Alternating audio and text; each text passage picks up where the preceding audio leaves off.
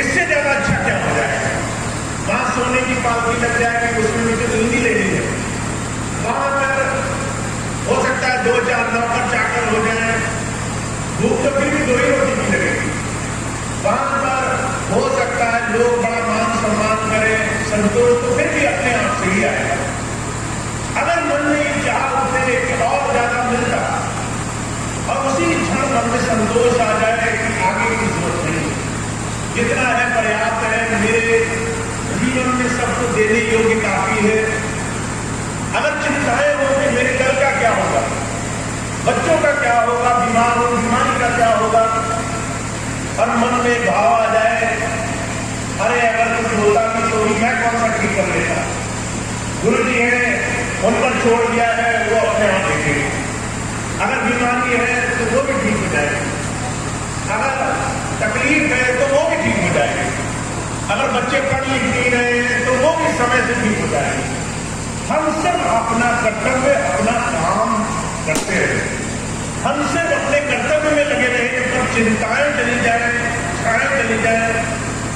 अगर आपके अंदर ऐसे परिवर्तन भाव दिखाई तो महाराज जी कह रहे हैं समझ लो तुमने अपनी मनोवृत्ति पर काम करना शुरू कर दिया, तुमने अपने मन को बहाव में पहले से रोकने का एक तरीका इसे दे दिया, इसे गुरु नाम में लगाना सिखा दिया।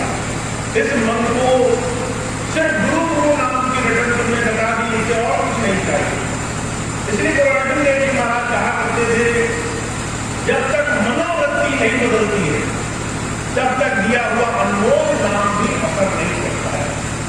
अगर आपके मन में भोग और दुनिया की तमाम इच्छाओं की दौड़ समाप्त नहीं होने को आए तो चाहे आपको गुरु जी ने अकेले में बिठाकर अनमोल नाम दिया हो, वो नाम भी आप उस कीमत से नहीं सीखोगे। तो हमारे जीवन के हर रोज का अभ्यास क्या है?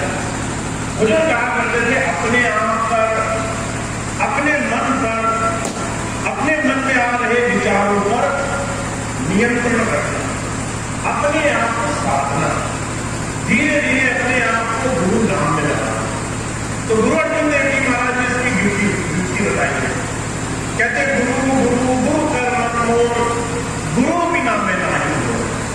कहते मेरे अंदर जब भी कोई इच्छा हो, जब भी कोई बात हो तो मैं सब गुरु पर आश्रित करने वाला बन जाऊं। मुझे भरोसा हो कि भाई मुझसे ज्यादा वो समर्थ पुरुष संसार में करने योग्य है। मैंने अगर आज किया तो कितना कर दूंगा, पर अगर वो करेगा तो जो है दुनिया भर से ज्यादा करेगा। मैंने अगर आज बना दिया तो कितना बना दूंगा, पर अगर वो बनाएगा तो दुनिया भर से ज्यादा बनाएगा। इस विश्वास से मेरा सिर्फ उसी की तरफ ध्यान और विश्वास टिका हुआ है। तो जो कहते हैं हर रोज अपने मन पर काम करो, अपने मन को जो उस प्रभु ने दिया है उसकी दया है देखने के लिए रोज शुक्राना करो। महाराज जी बात कहा करते थे अगर आपने हर रोज सुबह आंखें खोलते ही सबसे पहले उस परमात्मा का शुक्राना अदा करना शुरू कर दिया, ये प्रभु धन्य है, तेरे पास बहुत कुछ था पर तूने मुझे सबसे ज्यादा बख्शा है, मैं तेरी हरेक दया महर के लिए धन्यवादी हूं। तो आपको अपने जीवन में इस दया महर के लिए, इस जीवन में हो रही तमाम कृपा के लिए, परमात्मा के लिए कृतज्ञ भाव आने लग जाएगा। महाराज जी साहब बताया करते थे, एक प्रोफेसर थे, एक बार बच्चों को पढ़ा रहे थे, बच्चे थे बड़े उदंडी, दिमाग में इधर उधर तरह तरह के हमेशा ख्याल आते थे। तो उसने कहानी सुनाई, कहने लगे एक अमीर आदमी था, उसने अपनी खिड़की से झांक कर देखा एक गरीब कई दिनों का भूखा आदमी कूड़ेदान में खाने की कुछ चीजें ढूंढ रहा था।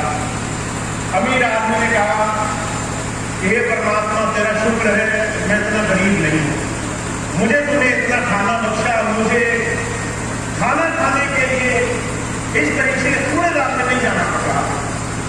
जब है उस गरीब उस कूड़ेदान में बीतने वाले आदमी की तरफ नजर गई तो उसने देखा कि सड़क के किनारे एक आदमी बड़ी बुरी हालत में कई दिनों का नहाया नहीं, गंदा चिल्ला चिल्ला कर एक दूसरे को गाली दे रहा। तो गरीब आदमी कहने लगा परमात्मा तेरा शुक्र है मैं इसकी तरह पागल तो नहीं हो गया, कम से कम अभी भी हाथ से चीजें बटोर कर खाने योग्य हो।